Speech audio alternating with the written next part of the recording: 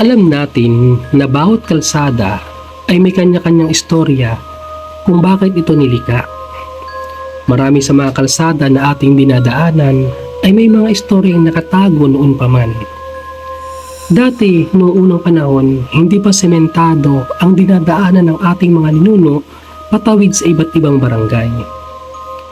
Pero sa ngayon, ito ay sementado na.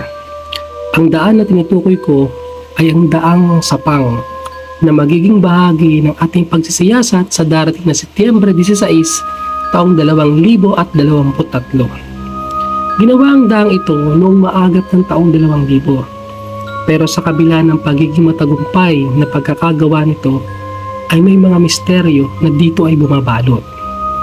Nakatanggap kami ng mga komento at mensahe sa ating page na sa daang ito ng Sapang ay may mga nakikita, naririnig at nararamdaman na kakaiba. Kaya ating susubukan na alamin ang misteryo na bumabalot dito.